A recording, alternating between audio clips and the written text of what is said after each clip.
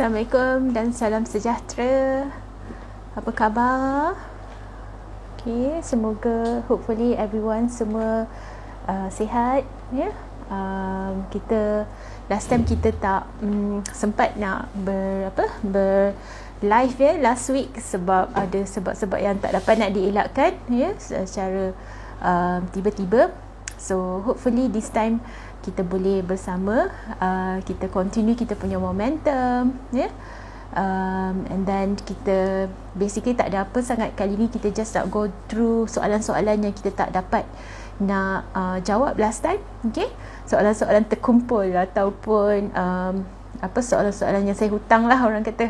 Okay, so hopefully everyone is okay. So pada masa yang sama ya, alhamdulillah kita ada sesi soal jawab ya. Kalau siapa yang bertuah dapat jawab, boleh respon yang paling cepat sekali, dia akan dapat bioselenium ataupun suplemen ya yang ada zinc dengan selenium untuk suami ya ataupun untuk sperma. Okey, so kita akan postkan ya.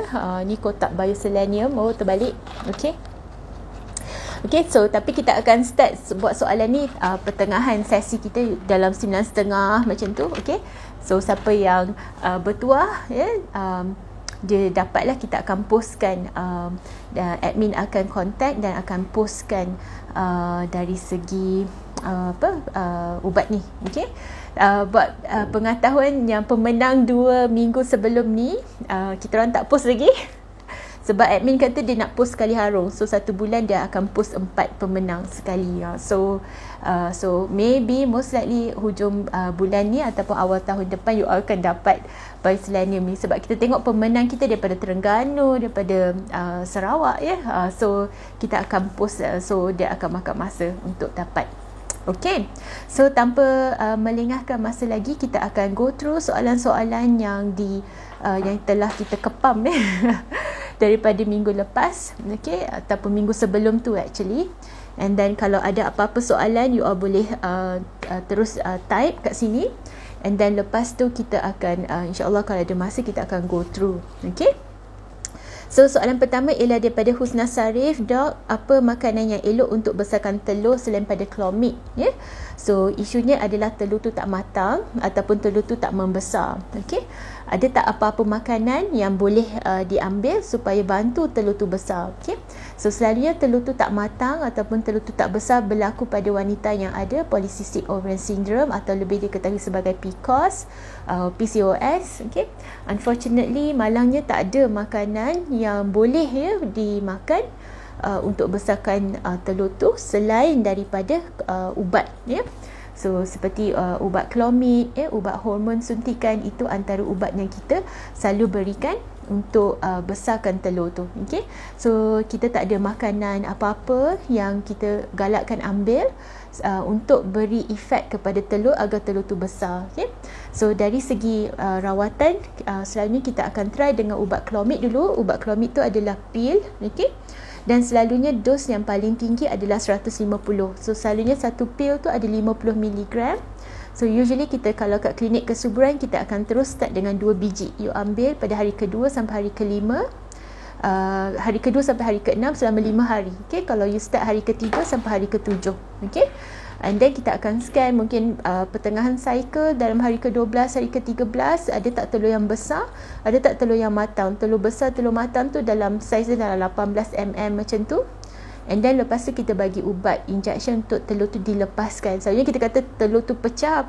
Ramai yang tak catch masuk pecah tu macam mana, maksudnya supaya telur tu dilepaskan daripada kantung dia supaya proses ataupun ovulasi tu berlaku. Okey, so kita bantu tu dengan suntikan hormon lah ya, untuk trigger dia kata. So dalam masa 24 jam kita minta bersama. Selalunya kita akan, kalau respon tu bagus, kita akan keep dengan dos 100 mg 2 biji. Tapi kalau respon tu tak memuaskan, selalunya kita untuk next cycle kita akan naikkan dos kepada 150. Okey, so seperti yang kita tahu 150 adalah dos yang maksimum. Okey, kita tak boleh go higher. Ada yang bagi sampai 5 biji sehari ya, 250, ada yang pergi sampai 200 tu, tapi kita tahu maksimum dos ada 150 seperti yang dilasenkan oleh drug company lah. So kita, kalau kita bagi lebih daripada tu, jaranglah respon tu akan meningkat ya. So dia tak macam tu, dia macam dah tepu dah. So sekiranya Clomid tak menjadi, sometimes kita boleh top up dengan ubat suntikan hormon untuk bantu besarkan sedikit telur ya. Tapi kalau dia tak besar juga, dia adalah apa yang kita panggil resistant ya, maksudnya telur tu tak berinteract dengan Clomid tu. Okay, so then sometimes kita kena bagi ubat hormon, dan ubat hormon selalunya dos lebih tinggi. Kalau dos lebih tinggi, kita lebih ke arah IVF sebab kita tak boleh nak kontrol berapa telur yang besar. Okay, so itu yang kita selalu buat ya untuk Clomid. Okay, so seterusnya ialah Puan Nabila Muhammad. Dok, hari yang keberapa elok buat TVS? Okay, so TVS ni bergantung kepada apa yang kita nak tengok ya. Sekiranya kalau di awal cycle kita nak pastikan dinding rahim tu nipis ya, tak ada cyst, tak ada folikel yang besar ya, selalunya kita akan buat pada hari kedua, ketiga. So ramai yang risau bila kita buat scan masa period tu tengah heavy. Tapi kita basically dalam rawatan fertility memang kita akan start pada awal kitaran ya. Maksudnya masa tengah period tu tengah heavy, masa tu kita buat scan. Okey, sebab kita nak pastikan rawatan yang kita beri adalah at the right time, tak ada cyst, tak ada perkara yang boleh mengganggu rawatan yang kita nak beri. Okey, tapi sekiranya kalau kita buat scan tu adalah pada waktu subuh, kita nak tengok ada telur besar ke tak, kita tengok kitaran tu berapa panjang. Okey, so selalunya kita akan calculate pertengahan kitaran tu adalah macam 2 minggu sebelum period datang. So kita akan buat scan masa tu untuk tengok ada tak telur yang besar. Okey, so itu yang kita buat. Okey, bagi mereka yang nak buat ujian saringan kesuburan, nak buat scan tu boleh buat bila-bila masa sahaja, tak ada apa-apa masalah. Okey, ramai yang tanya, doktor bila waktu sesuai untuk buat ujian saringan. Okey, so selalunya ujian saringan kita tak ada waktu yang spesifik, sebab ujian darah yang kita buat lebih kepada AMH, anti-Müllerian hormone, adalah sebagai petanda kepada result telur kita. So AMH tu tidak diganggui oleh kitaran haid kita ya. So dia adalah satu level yang tetap. Okey, maka kita tak perlu datang pada hari tertentu ya. Lainlah kalau nak ambil hormon macam FSH, LH, tu ada waktu-waktu tertentu yang kena datang ya. Tapi bagi ujian saringan selalunya boleh je datang bila-bila. Okey, alright, seterusnya ialah Makcik Hot 93. Dok, lepas keguguran, apakah suplemen makanan selain folic acid? Pemakanan juga kena jaga, TTC, vitamin D, omega 3. Okey, ada tak apa-apa suplemen selepas keguguran ya? So selain daripada asid folik ya, vitamin D ya, selalunya dari segi suplemen lain tidak perlu. Okey, tapi mungkin kena tengok dari segi faktor kenapa keguguran tu berlaku. Kebanyakan kes keguguran berlaku adalah disebabkan janin tu tidak sihat, maka dia tak boleh membesar dan menempel. Okey, tetapi kadang-kadang ada disebabkan jangkitan, ada disebabkan oleh faktor-faktor lain, dan maybe masa tu masa selepas keguguran tu, waktu tu perlu periksa balik dengan doktor, tengok ada tak sebab-sebab lain ya, especially kalau keguguran tu berlaku pada trimester kedua ataupun nauzubillah trimester ketiga. Okey, so itu yang kita kena tengok dan kena bincang balik dengan doktor yang merawat puan. Okey, tetapi secara generalnya sekiranya keguguran berlaku pada trimester yang pertama, dan selain pada makan makanan yang sihat ya, folic acid, vitamin D itu antara suplemen yang kita galakkan. Sekiranya wanita tu ada PCOS ya, pada masa sama dia mengalami keguguran, mungkin boleh tengok dari segi buat ujian gula ya, tengok fasting blood sugar, ada tak elemen diabetes ataupun impact sugar, di mana level sugar tu dia nampak tinggi. So mungkin kena tengok, sebab kalau gula tinggi, kalau ada diabetes, nauzubillah, itu boleh menyebabkan keguguran berlaku. Sekiranya nak mengandung pada masa akan datang, kita galakkan agar gula tu dikawal. Okay, so sometimes kena ambil ubat macam metformin ataupun ubat seperti insulin sekiranya ada diabetes. Okay, so itu antara perkara yang perlu diperiksa. Perkara lain macam hormon thyroid mungkin boleh periksa kalau ada symptoms, kalau ada sejarah macam tu. Okay, seterusnya ialah Puan Ana Asu, reda tube fallopian tersumbat, kena buang dua-dua, semoga Allah pemudahkan untuk saya. 4 tahun menanti zuriat. Okay, so basically Puan Ana, dia mengalami tube dia kedua-duanya terpaksa dibuang, mungkin sebab bengkak ataupun tersumbat, ya. Tapi kalau kita tengok kajian, ya, mereka yang mengalami faktor tube yang menyebabkan kesukaran untuk mengandung, mereka mempunyai prognosis yang bagus, ya. Sebab basically ia hanyalah macam mechanical punya obstruction ataupun sebab faktor mechanical, dan kita boleh bypass dengan rawatan IVF. Okay, kalau kita tengok IVF pun sebenarnya dia awalnya didesain untuk mereka yang mengalami masalah tube. Okay, so that's why bila kita dapat tahu adalah disebabkan oleh tube, kita buang tube tu, okay, maka kita buat rawatan IVF. Mereka mempunyai prognosis yang bagus sebab dia tak ada isu dari segi kualiti telur, ya, kuantiti telur, ya. So bila kita senyawakan dengan sperma, dia mempunyai embrio yang bagus kualitinya dan boleh mampu menempel, dan itu menyebabkan prognosis yang bagus. Asalkan rawatan dilakukan pada usia yang muda, maksudnya kurang daripada, kalau boleh sebelum 35 tahun dan definitely sebelum 40 tahun. Okay, kalau ada ruang, okay, lakukan rawatan dengan sekadar yang secepat mungkin, agar faktor-faktor lain tak memberi kesan kepada outcome ataupun prognosis kejayaan mengandung. Okay, sekiranya tak ada kesempatan nak buat rawatan di klinik swasta, ya, boleh register, boleh cuba pergi ke government punya, ya, register, sebab kadang-kadang dekat government dia ada waiting list juga. So pergi kat hospital seperti hospital HKL, ya, hospital PPUM ataupun HUKM yang separa government, ya. So mungkin dari segi kos tu tak setinggi di klinik swasta. So itu antara yang kita boleh galakkan couple buat register cepat supaya waiting list tu tak panjang. Okay, yang penting dapatkan rawatan. Okay, alright. Seterusnya adalah Puan Nur Aini Ismail. Doktor, apa tanda-tanda pesakit PCOS? Okay, so basically PCOS ni antara tanda-tanda yang boleh berlaku termasuklah mereka mempunyai isu dari segi kitaran haid tak menentu. Okay, period dia tak regular, dia tak datang every 28 atau 30 hari. Kadang-kadang period dia datang sekali 2-3 bulan macam tu, ataupun period dia sikit sangat, macam spotting, brown sahaja, coklat-coklat je tapi tak proper. Okay, antara selain pada tu dia ada masalah lain seperti macam masalah kulit, masalah jerawat ataupun masalah bulu roma, okay, yang tumbuh daripada tempat yang tak sepatutnya seperti di muka ataupun di dada, ya. So antara tak semestinya dia ada semua simptom-simptom ni. Okay, sometimes kebanyakannya adalah disebabkan period tu tak regular.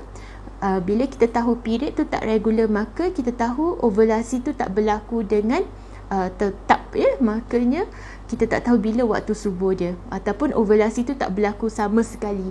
So disebabkan yang tu, maka sukar untuk mendapat peluang untuk mengandung sebab tak tahu bila nak bersama contohnya, ya. Namun insya-Allah ramai yang mereka yang mengalami PCOS, ya, mereka mempunyai prognosis yang bagus sebab isunya telur tu ada, material tu ada. Kita hanya perlu besarkan dia, matangkan dia, jumpakan dia dengan sperma. So jangan putus harapan, insya-Allah boleh, ya. Seterusnya ialah Beauty of Sabar. Doktor, sekiranya AMH saya low 0.55, 0.55, ya, masih boleh pregnant normal? Dan apakah suplemen yang sesuai? Okay, so bergantung pun, sekiranya AMH tu dah rendah, okay, kita akan galakkan untuk teruskan rawatan fertility, dan usually kita akan terus ke arah IVF ataupun apa dipanggil ICSI, ya, untuk meningkatkan chance di mana telur tu kita boleh ambil dan kita senyawakan dalam makmal untuk menjadikan embrio, ya. So yes, AMH boleh low, tetapi AMH tu adalah kepada ke arah kuantiti. Maksudnya berapakah bilangan. Mungkin dalam satu bulan tu bilangan telur dia ada 1 atau 2 sahaja yang boleh dirangsang. Okey. Seperti yang kita tahu, setiap bulan tu dia ada satu batch telur yang terpilih. Okey. Kita hanya boleh rangsang telur yang terpilih sahaja. Kita tak boleh rangsang telur yang tak terpilih untuk bulan tu. Okey. So bagi mereka yang mempunyai result telur yang rendah, AMH yang rendah, mungkin ada 1 atau 2 je sahaja telur yang kita boleh rangsang. So apa yang kita buat, ya, kita ambil dia untuk bulan tu. Sometimes kita kumpul, kita accumulate, ya. Bulan depan pun kita cuba sekali lagi untuk dapatkan telur. So bila kita transfer, insyaAllah kita akan transfer, sometimes kita akan transfer 1 atau 2 embrio sekaligus pada waktu yang sama. Okay? So itu yang kita akan selalu lakukan. Namun begitu, sekiranya AMH tu rendah pada usia wanita yang 40 tahun ke atas, so dia ada faktor kuantiti dan juga kualiti. So itu yang masalah. Majority bila buat rawatan tu kita agak lambat sedikit, ya. So kita ada 2 faktor, bukan saja kuantiti, malah kualiti juga terkesan. So selalunya prognosis tu tak setinggi bagi mereka yang mempunyai hanya kuantiti, di mana AMH sahaja low, tapi usia masih muda dan kualiti telur masih bagus. Okey. Boleh tak mengandung secara normal?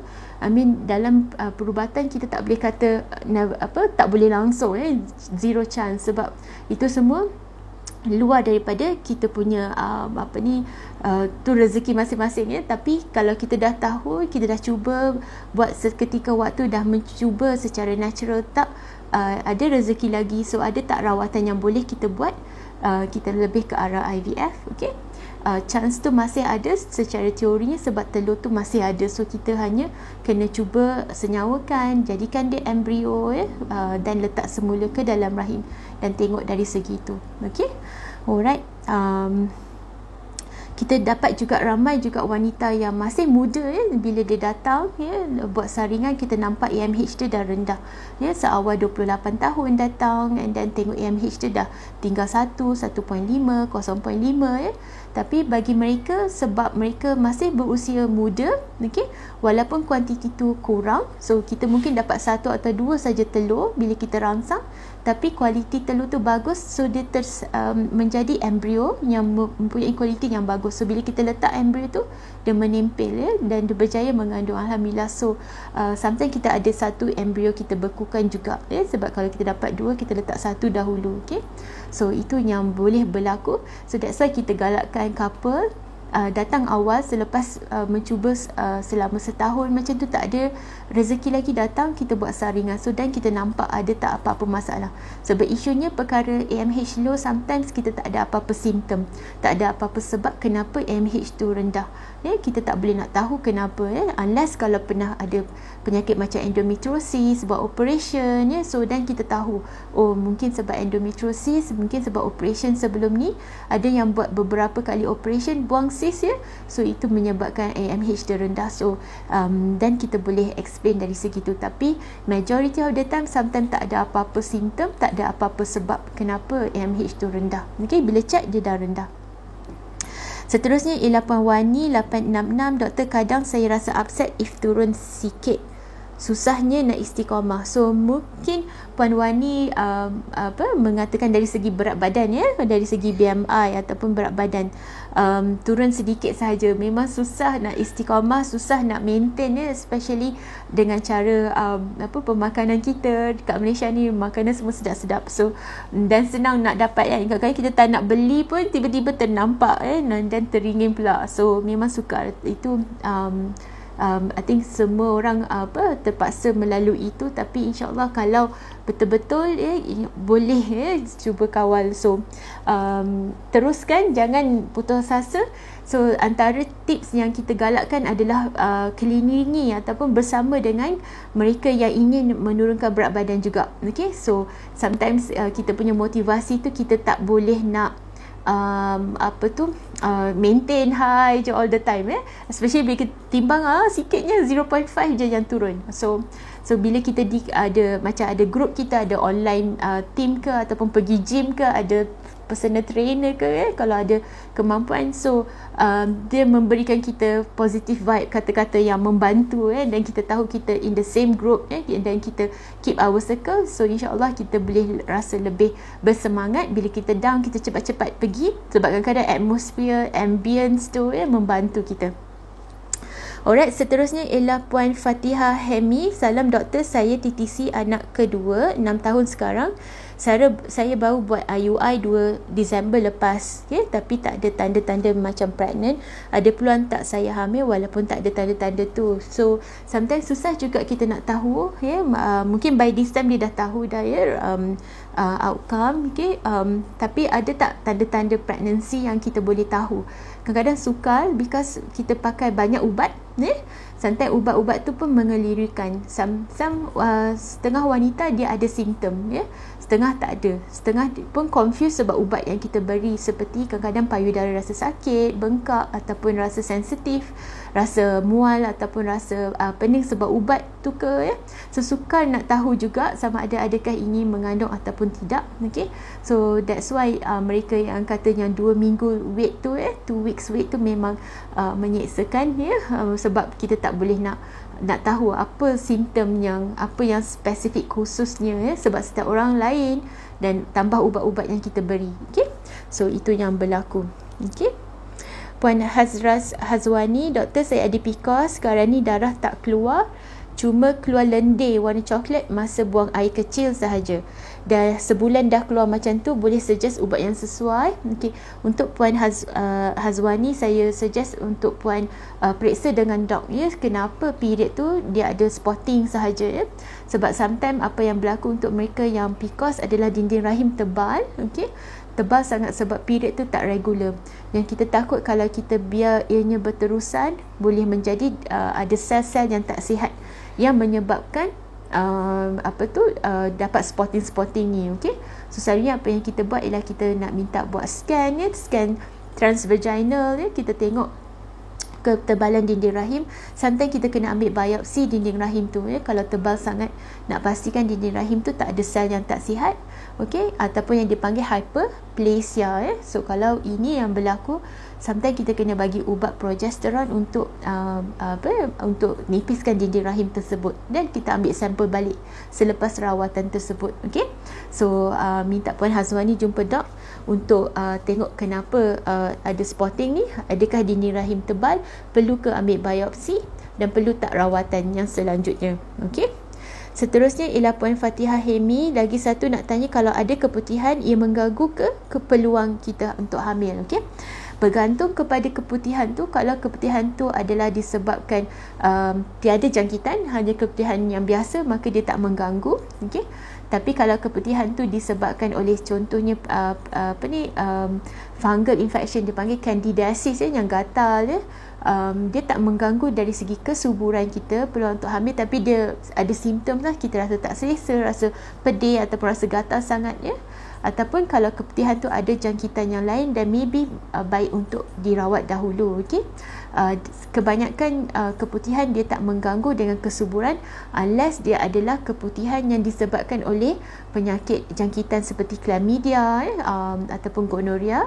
Ini adalah penyakit kelamin dan dia boleh mengganggu dengan kesuburan, seperti menyebabkan tube kita block, so itu kita kena check. Alright, so seterusnya ialah Puan Zimah 885. Dok, pap smear waktu bila boleh buat? Pap smear ni kita galakkan buat definitely bukan masa period. So sometimes ada wanita datang nak buat pap smear, dan dia tengah period, so kita tak boleh nak buat pap smear, sebab bila kita ambil sampel dekat pangkal rahim tu, kita dapat darah, dan mereka yang dekat makmal tak boleh nak baca dengan accurate ataupun dengan tepat. So itu yang kita galakkan buat selepas period, masa clear, ataupun sebelum period lah. So anytime before period ataupun after, so tak ada spesifik. Dari segi ada yang tanya Puan Fatihah Arifin, kat mana nak send soalan, boleh je type dekat sini, boleh komen, dan kita boleh akan add on jawab dekat situ, Puan Fatihah. Seterusnya ialah Puan Nabila Najiha 95. Assalamualaikum doktor, ada tak tips ataupun ubat untuk masalah kentut vagina dan apa yang menyebabkan masalah tu berlaku? Okay. So ada juga ramai yang tanya ada angin ya, daripada faraj ataupun kentut vagina. Basically dari segi medical kita tak ada apa-apa kesan kepada kesuburan ya, dan ini adalah satu perkara yang kita tak ada adakah ini penyakit? Tidak, ia bukan. Okay, sebab kita tahu vagina tu adalah ruang kosong ya, yang ada sel-sel di faraj ya. Tapi kalau ada angin kat situ, kita tak adalah katakan itu adalah penyakit yang ada sejenis penyakit yang perlukan rawatan, tidak. Okay. Maybe kita boleh tengok dari segi ada tak apa-apa perkara yang berlaku yang menyebabkan ada simptom ni lebih. Okay. Tapi tak apa, nanti saya akan cuba tengok balik. Saya buat kajian kecil nanti, kita tengok ada tak masalah kentut faraj ataupun kentut vagina ni yang mengganggu kesuburan, ataupun apakah perkara yang kita boleh buat untuk kurangkan ianya berlaku, kenapa ia berlaku ya. Ada ramai juga yang tanya, tapi dari segi medical kita tak ada apa-apa specific term ataupun medical punya condition yang menyebabkan ini berlaku. Tapi tak apa, nanti saya akan tengok kalau ada apa-apa yang kita boleh share dalam ruang kita punya discussion dari segi kesuburan. Okey. Seterusnya yang Puan Fiina, doktor boleh tahu tak success rate IVF dekat Sofia? Okey, boleh. Alright. So success rate dekat Sofia sama juga dengan tempat lain, alhamdulillah ya, dia bergantung kuat dengan faktor usia. Okey. So far mereka yang usia 35 tahun ke bawah ya, bagi wanita dia punya success rate we are looking at 40 to 50%. Okey. So bila usia wanita tu 40 tahun ke atas ya, success rate dia dalam 5%. Okay. So in between antara 35 hingga 40 tahun usually around 30 to 40% ya, tetapi bergantung kepada dia orang punya AMH ya, kepada result telur dan faktor-faktor ketidakkesuburan dia.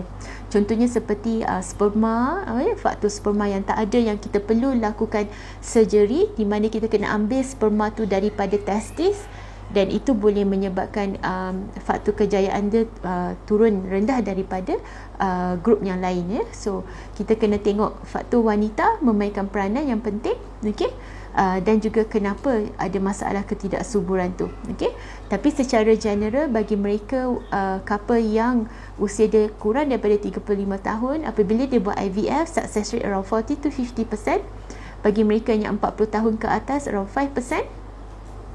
But in between adalah mereka usually dalam 30 hingga 40%. So that's why kita galakkan untuk buat rawatan awal, jangan tunggu lewat usia, sebab nanti success rate akan rendah, dan kat situlah mana kita terpaksa buat berkali-kali untuk naikkan chance untuk mengandung. Okay. Alright. So seterusnya ialah Puan S. Nur Husna, dok, apa tanda-tanda PCOS dan endometriosis? Okey. Tanda-tanda PCOS, boleh tak PCOS dan endometriosis berlaku pada waktu yang sama? Boleh ya, sebab kita ada tengok wanita result telur dia bagus ya, pada masa sama dia ada endometriosis. Okey, bila kita buat scan banyak follicle ataupun kantung-kantung telur ya, tapi pada masa sama kita nampak juga ada endometrioma. Masih boleh, although jarang berlaku ya, tapi tak semestinya tak boleh berlaku. Okey, sebab dia adalah dua entiti yang berbeza. So apa symptoms dia? Kalau untuk PCOS dia boleh dapat period yang tak regular ya, datang 2-3 bulan sekali. Bagi mereka yang ada endometriosis, dia selalunya simptomnya adalah senggugut yang kuat ya, sebelum period ataupun masa period tu ya. Sometimes dia terpaksa ambil ubat ataupun ambil MC, although tak semestinya. Okey. So bila ada kedua-duanya, so period dia tak regular, bila period dia datang, period dia sakit yang kuat. Okey. Namun ada juga wanita yang tak ada symptoms tu. Bila kita buat scan ya, kita nampak ada cyst, ada endometrioma, dan telur dia ada banyak follicle. So itu yang boleh kita nampak biasa kita buat scan. Okay? Dan selalunya scan yang kita kena buat adalah scan transvaginal, sebab itu adalah scan yang lebih jelas, especially nak tengok ovary. Okay? So that's why doktor-doktor fertility ni dia suka buat scan bawah, sebab kita boleh nampak ovary tu dengan lebih jelas. scan atas adalah limited dari segi dia punya dia tak jelas sangat. So kita hanya nampak pundi kencing dan juga rahim sahaja, ovary sometimes kita tak nampak dengan jelas. So that's why kita masih kena scan dari bawah. Okay, so seterusnya adalah puan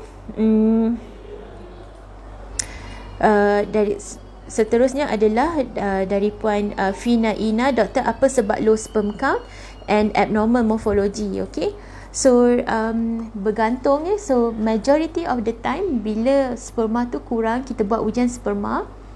Bila kita tengok bilangan dia kurang, bentuk dia tidak memuaskan, majority of the couple tak ada apa-apa sebab ataupun symptoms, tak ada pernah ada jangkitan dekat testis zakar sebelum ni, tak pernah ada trauma ke ataupun apa-apa operation, tak ada sebab. Okay, so kenapa berlaku tu, dia ada banyak faktor-faktor, antaranya lah ada faktor genetik, faktor environment, faktor persekitaran, radiasi, cara pemakanan kita, lifestyle. Of course rokok dan vape memberi kesan. Okay, namun begitu tak semestinya katakan kita dah eat clean, kita dah live a healthy life, dah berhenti rokok, dah berhenti vape, dan kita buat balik ujian sperma, sometimes result dia lebih sama, lebih kurang sama, tak ada banyak beza. So dia adalah faktor-faktor yang kita tak tahu, yang kita tak boleh nak kawal. Okay, so dari segi rawatan fertility, kita lebih ke arah macam mana nak atasi rather than macam mana nak ubati dia. So kalau kita selalu kadang bagi zinc dengan selenium, okay, sebagai suplemen, tapi jaranglah zinc dan selenium tu dia akan flip daripada bacaan yang tak normal kepada normal, especially bacaan dia jauh daripada parameter yang normal. So kenapa kita buat sekali lagi, sometimes kita nak pastikan bacaan tu betul ke memang rendah, ataupun nak pastikan supaya bacaan tu tak ianya tak merosot yang teramat. Okay, so sometimes kita buat selepas 2 bulan of healthy lifestyle, bagi zinc dan selenium if we got time. Okay, sekiranya bacaan sperma tu borderline, tak adalah teruk sangat, rendah dia, sometimes kita buat sekali lagi nak tengok macam mana trend dia, tapi majority of the time dia kekal seperti yang sebelumnya. Then that's when kita lebih ke arah rawatan fertility, dan bergantung kepada bacaan sperma sejauh mana dia lari daripada parameter yang normal. So kalau macam severe, contohnya bilangan dia teramat kurang daripada 5 juta, kita terus ke arah ICSI. Okay, kalau bacaan normal dia 15 juta, katakan bacaan bilangan sperma tu dalam 13, 12, dan mungkin kita boleh try dengan IUI. Although bila kita buat IUI tu, kita akan buat bacaan sperma sebelum kita prepare, before preparation dan after, dan kita compare pada hari buat IUI tersebut. So dan kita tengok dari segi bacaan sperma tu improve tak selepas preparation ataupun masih rendah. So sekiranya IUI tak berjaya, dan the next step lebih ke arah ICSI, rather than keep on trying buat IUI lagi. Okay, so itu yang kita akan bincangkan dengan couple sekiranya nak tengok dari segi rawatan yang terbaik. Okay, and Farah Ghazali, salam dok, saya dapat injection Lukrin sebelum discharge hospital selepas buat laparoskopi. Dok bagi tahu period akan stop selama 3 bulan, tapi saya dah masuk ke bulan keempat, masih belum period. Is it okay? So bagi wanita Puan Farah Ghazali adalah mereka yang mengalami endometriosis, dia buat laparoskopi, dia buang endometriosis, lepas tu selanjutnya doktor akan bagi Lukrin. Lukrin ni adalah sejenis injection yang akan suppress ataupun rendahkan level estrogen, supaya endometriosis tu tidak aktif, ataupun kita nak dia nak kawal endometriosis tu. So bila kita rendahkan level estrogen tu, sometimes kita tak dapat period. Okay, kita dapat macam simptom-simptom pramenopause yang sementara sahaja, sebab kesan ubat tu untuk 3 bulan. Setengah wanita dia kesan dia lama sedikit. Okay, so that's why bulan keempat masih tak dapat period. Okay, namun begitu I'm sure puan ada follow up dengan doktor, mungkin boleh buat follow up dengan doktor untuk doktor scan balik, tengok dinding rahim nipis ke, tengok folikel ada tak mula membesar. So sekiranya dinding rahim dah mula menebal dan ada folikel yang mula membesar, maka most likely you akan dapat period tak lama lagi. Tapi kalau masih nipis ya, folikel semua kecil, dan maybe doktor boleh bagi ubat untuk turunkan period ya, ataupun just tunggu bagi masa sebulan 2 untuk period datang secara natural. Okey. Ada juga yang lepas buat operation, buat laparoskopi, bagi Lukrin ya, period tak datang. So bila scan, ada juga yang boleh mengandung secara natural selepas operation. So itu antara that's why kena check dengan doktor, sebab period tak datang dah lama daripada yang kita sangkakan. So the best adalah periksa, tengok kat mana keadaan. Sometimes buat ujian darah juga tengok hormon macam mana keadaan. Okey. Seterusnya ialah Puan Ina, kos ICSI berapa doktor? Bergantung kepada protokol. Kalau Kak Sofia usually antara 14 hingga 17,000. Okay, bayar as you go. So dia basically staggered lah, bayar dalam 5 kali macam tu. So setiap center dia ada payment schedule dia. Okay, so boleh bincang dengan doktor puan dan tengok kat mana yang supaya puan well aware apa yang payment dan bila yang payment akan di-collect, dan berapa kos package rawatan ICSI. Okay. Kenapa protokol berbeza? Bergantung kepada jenis ubat yang kita bagi ya. Ubat dah mahal dah, tapi ada ubat lagi mahal. Okay. Dan juga tengok dos yang mana yang sesuai, bergantung kepada result telur. Kebanyakannya bergantung pada AMH yang you ambil. Okay. So AMH level you, so sometimes kita perlukan ubat dos yang lebih tinggi, so kena ambil protokol yang lebih mahal. Okay. Namun ada juga yang perlu hanya rangsangan dos yang tak setinggi protokol yang satu lagi. So bincang dengan doktor supaya kita dapat perhalusi dan customize lagi rawatan yang puan akan terima. Okey.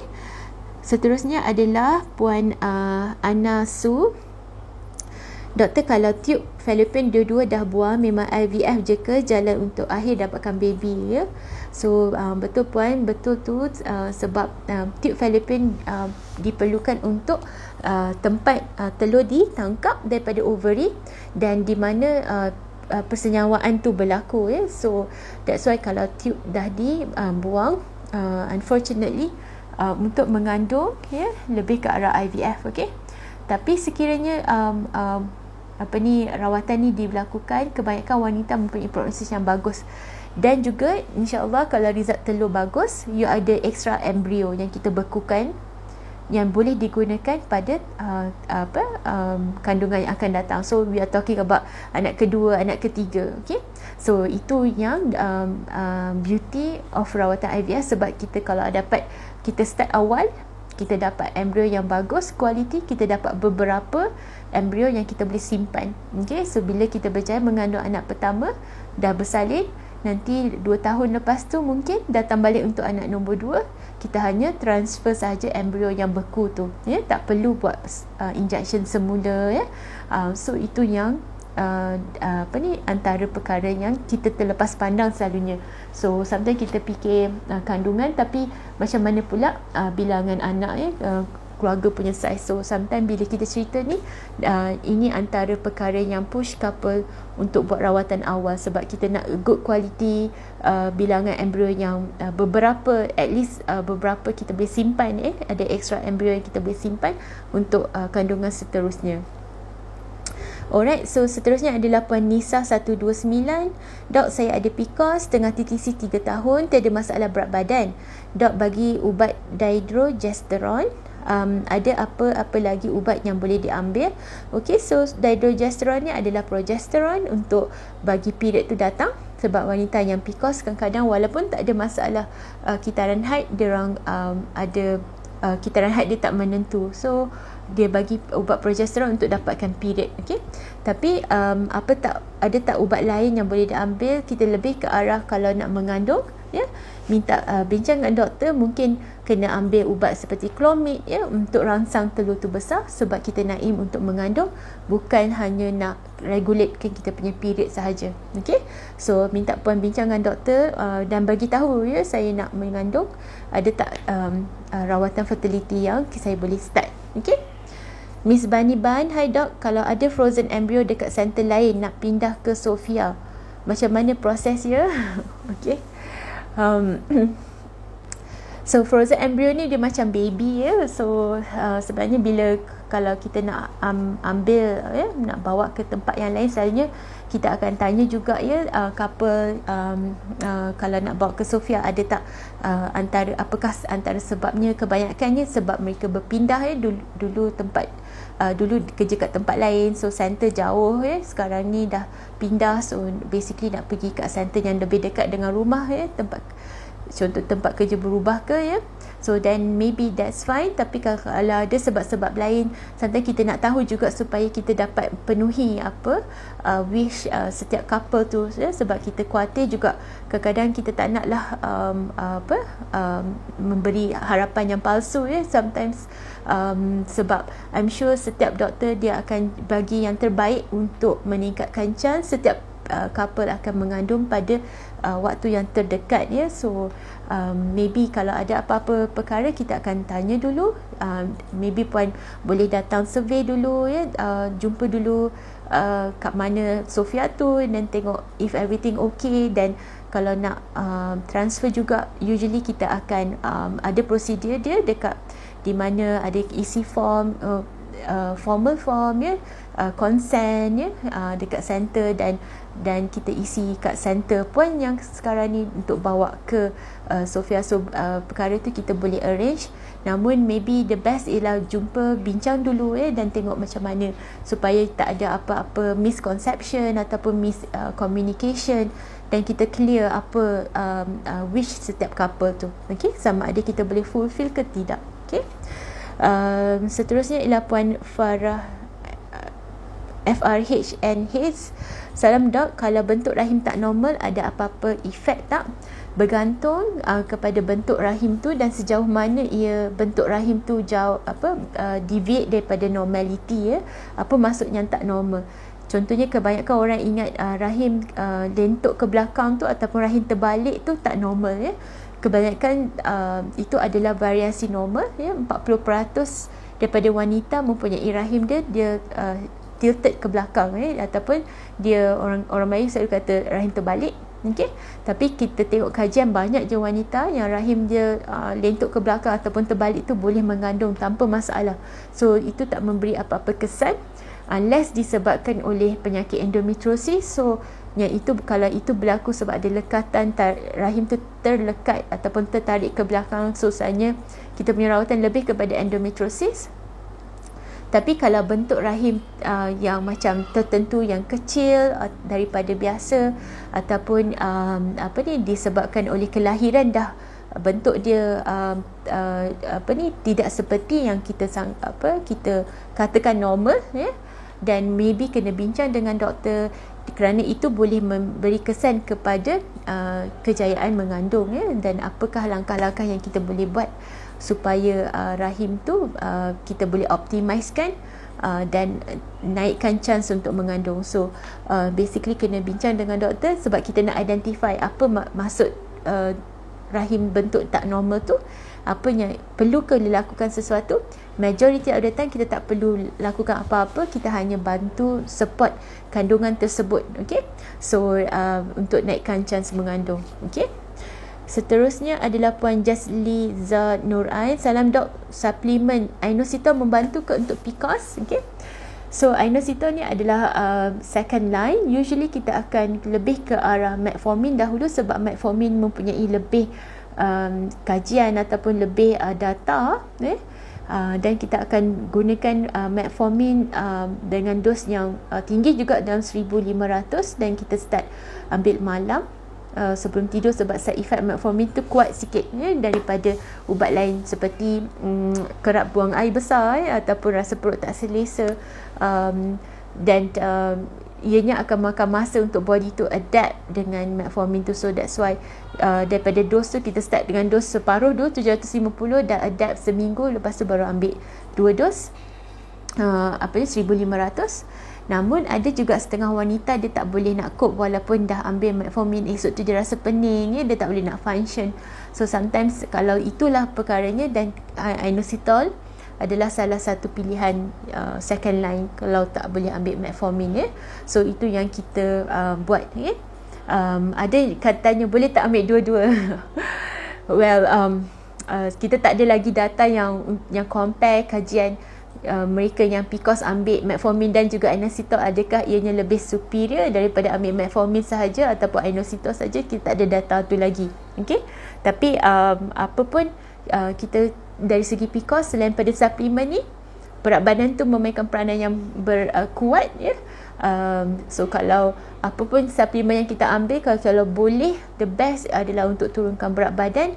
We are looking at 5% of the current body weight, so we are looking at around like 3 to 5 kg.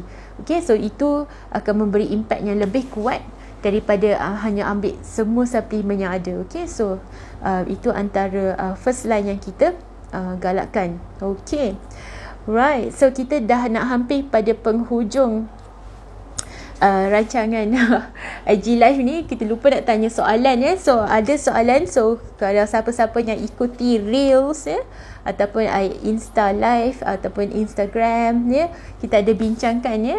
So soalan dia kita nak tanya pada couple yang boleh jawab the first, yang jawab betul ya, admin tolong find out, dan dia kalau dapat betul jawapan tu, kita boleh bagi, kita akan hantar suplemen bioselenium ni. Okay, alright, so apa kesoalan dia admin? Okay, so I think one of the real yang yang ramai respon ni mengenai berapa kerap kena bersama bagi couple yang mencuba. Okay, so dalam seminggu, okay, berapa kali kena bersama untuk naikkan chance untuk mengandung. Okay, so siapa-siapa yang boleh jawab bagi soalan yang pertama, yang first kali jawab dengan betul, okay, kita boleh bagi bioselenium. Kita akan post, admin akan tanya ya, siapa yang jawab paling pertama sekali, berapa kerap kita kena bersama ya, dalam seminggu untuk naikkan chance untuk mengandung. Okay, alright, okay, sementara tu kita teruskan soalan. Okay, Puan Husna Sarif, Dok, kalau PCOS minum air delima elok tak? Elok tu okay, as long as dia boleh minum, tak ada masalah, as long as dia tak manis ya. So sebab kita tahu PCOS tu dia ada kaitan dengan gula. Okay, boleh je minum air delima ya, tak ada masalah. Okay, seterusnya adalah Puan Atira Sakolwari. Salam doktor, untuk proses IUI kena makan Clomid juga ke walaupun sebelum IUI dah Clomid 6 cycle? Ya, betul. Dalam cycle IUI kita akan bagi Clomid. Okay, sometimes kita bagi Letrozole. Letrozole tu adalah second line ya, second line kepada Clomid. Sometimes bila bagi Clomid dinding rahim tak tebal, so selalunya kita akan bagi Letrozole. Kalau tak bagi Letrozole, kita bagi Clomid dan kita tambah dengan injection ya. That's why Clomid tu hanya 6 cycle sahaja yang kita boleh try, and then kalau tak berjaya kita go ahead dengan IUI, dan IUI tu kita bagi Clomid juga ya. Berapa kali maksimum IUI boleh buat? Selalunya sampai 6 cycle, tapi jaranglah couple yang akan cuba sampai 6 cycle. Usually 2 hingga 3 kali. Kalau tak berjaya, kita terus ke IVF ya. So itu yang kita buat, dan masa IVF kita tak bagi Clomid dah. Okay, so dari segi data memang dia drug company hanya license for 6 months sahaja untuk Clomid, tapi kalau buat IUI maybe another 1 or 2, definitely not more than 1 year. Okay, Clomid sebab dia ada kesan jangka masa panjang kalau kerap sangat ambil Clomid. Okay, seterusnya ialah Puan Ayu Syaz 9187. Doktor, PCOS ni punca berat berlebihan ke? Dia terbalik. Okay, sebab berat badan tinggi menyebabkan PCOS tu tak terkawal dengan baik. Okay, so dia bukan sebab PCOS yang berat badan naik. Okay, bila berat badan naik, masa itulah PCOS tu dia jadi sindrom di mana simptom dia menjadi lebih ketara. So ada dulu period, contohnya dulu sebelum kahwin period tu regular, lepas kahwin berat badan naik, dan masa tu period jadi tak regular. So masa itulah PCOS menjadi out of control. Okay, masa itulah dia jadi daripada PCO kepada PCOS, dia jadi sindrom. Okay, alright, sebab dia dah ada simptom-simptom dia. Okay, Seterusnya ialah Puan Mia NRN. Dok, saya ada jumpa doktor kesuburan and then saya ada PCOS tapi dah buat HSG, kedua-dua tiup tak tersumbat. So dok bagi ubat Clomid, period ni bulan dah makan ubat Clomid tapi sekarang CD21 OPK negatif. Okay, so maybe puan boleh try buat scan, tengok berapa size follicle tu, sama ada respon tak dengan ubat Clomid.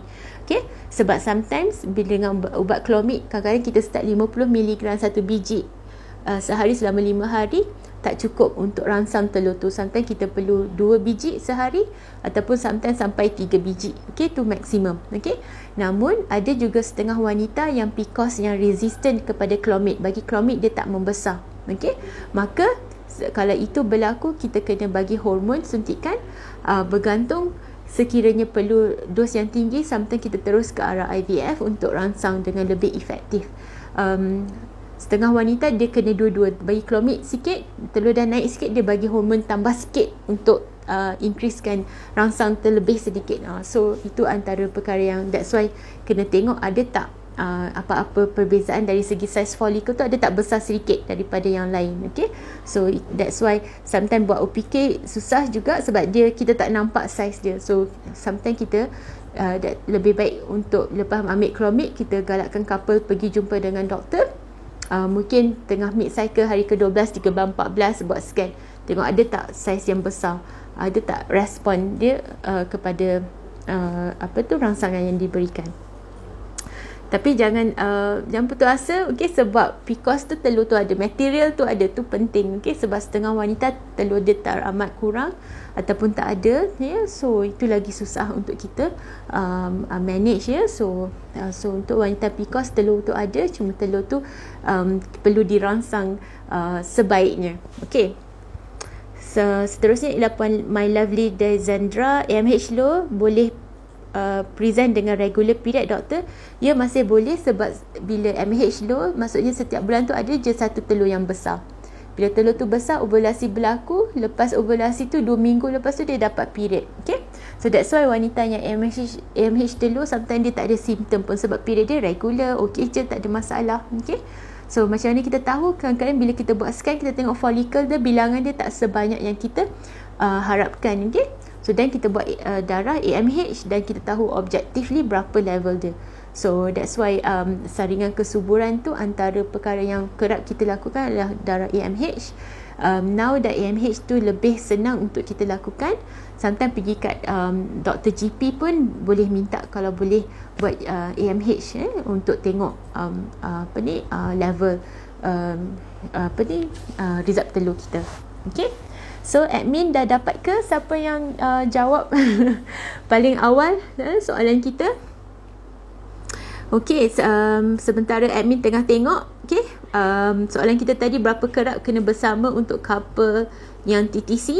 Okey, dan pemenang dia, ya, yang paling awal sekali jawab adalah Miss Bani Ban, 2 hingga 3 kali seminggu, ya. So itulah jawapan yang kita galakkan.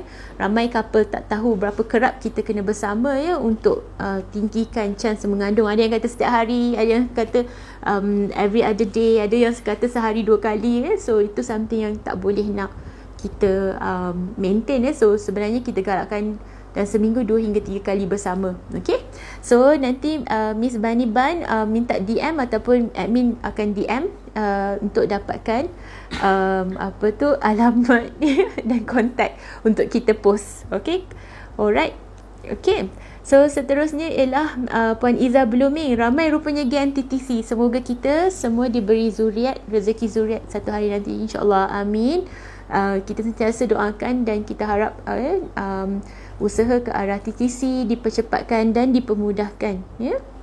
Puan Zakiatul Zaim, salam doktor, sebelum ni berat saya 64 dan cycle 30 hingga 35. After 6 bulan berat dah turun 53 tapi still period masih 30 hingga 35. Doktor saya cakap benda tu kira normal, betul ke betul ke? Well, puan dah turun banyak, ya puan. Tahniah, ya, 9 kilo, ya.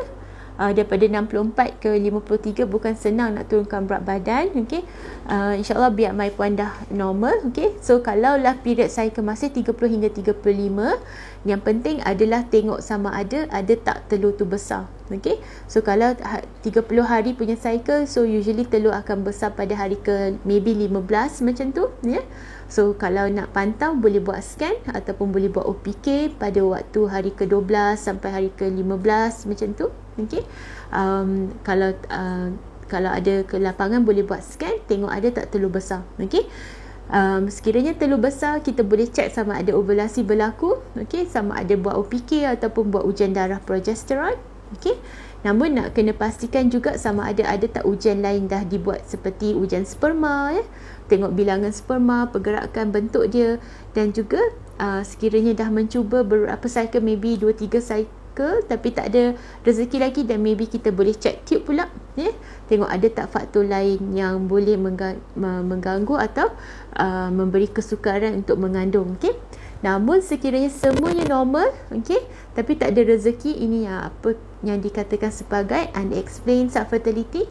Apa yang kita buat ialah kita galakkan couple keep on trying. Maybe kita boleh try buat IUI, okey, ataupun IVF. Okey, so unexplained subfertility adalah di mana keadaan yang kita tak boleh nak explain dengan ujian test semuanya normal, sperma normal, ovulasi berlaku, tube tak tersumbat, tapi tak ada rezeki lagi. So sometimes ini adalah unexplained sebab kita tak boleh nak provekan apa isunya, apa kesukaran dia, kita tak boleh nak tengok. Okey, so kalau macam tu, rawatan dia sama ada nak try buat IUI ataupun IVF terus. Okey, sebab dari segi IVF kita boleh tahu sama ada telur tu berjumpa, kita tahu telur tu berjumpa dengan sperma, tapi kita boleh check sama ada persenyawaan tu berlaku ke tak, pembahagian sel masa pembesaran embrio tu berlaku normal ataupun tidak, ya. So kita dapat lebih informasi berbanding dengan IUI. Okey, sebab IUI kita hanya hantar sperma masa telur tu besar, okey, dan kita tahu keadaan sperma masa sebelum dan selepas IUI tu dilakukan. Okey, so itu yang kita antara cara yang kita boleh tawarkan untuk rawatan fertility bagi mereka yang semuanya normal, okey, unexplained. Okey, seterusnya adalah Puan Fatihah Arifin. Doktor, saya bagi letrozole untuk 10 hari, start CD8, ya, okey ke? Bergantung, mungkin puan kena bincang dengan doktor sebab setiap center usually berbeza sedikit. Kebanyakannya kita akan bagi letrozole untuk 5 hari. Okey, kita lakukan pada hari ke-2 hingga hari ke-6 ataupun hari ke-3 hingga hari ke-7, ya, ambil letrozole tu. Okey, mungkin ada protokol lain yang doktor puan lakukan, dan bincangkan dia bila nak buat scan, nak tengok ada tak respon telur besar, ya. So kita kalau boleh kita nak pantau supaya kita tahu ada tak respon tu memuaskan tak, dan bila kita nak bagi injection supaya telur tu dilepaskan. Okey, alright, so soalan yang terakhir, ya, daripada Puan Farah Jalika, ya, 2 years of marriage and PJJ couple, masih belum ada tanda-tanda untuk hamil, any advice doktor? So basically untuk couple yang PJJ, jangan putus asa. Okey, ramai juga yang PJJ kita galakkan jumpa, check, buat ujian saringan kesuburan. Okey, sometimes kita ingat sebab PJJ saja, tapi sometimes bila kita buat ujian saringan kesuburan ada isu-isu yang suboptimal yang kita boleh bantu pertingkatkan. So kita tengok ujian sperma, check result telur, kita buat scan, dan juga kita buat check tube juga, ya. Dan sometimes kita boleh time in such a way that telur tu besar masa tu berjumpa bersama. Okey, ramai couple yang PJJ dia berjaya, tapi tengok juga jadual. Kadang-kadang PJJ dia seminggu sekali berjumpa, dan that's insyaAllah boleh kita aturkan. Tapi kalau PJJ jauh sangat, macam 6 bulan sekali berjumpa, so sometimes kita antara yang perkara yang kita boleh tawarkan adalah kita ambil sperma dia, kita bekukan dan kita buat rawatan fertility lebih ke arah IVF, ya. Sekiranya ada faktor usia, result telur dah menurun, ya, tapi komitmen kerja terlampau tinggi, tak boleh nak commit, ya. So antara perkara yang kita buat adalah bekukan sperma, ya, dan kita kita buat rawatan fertility.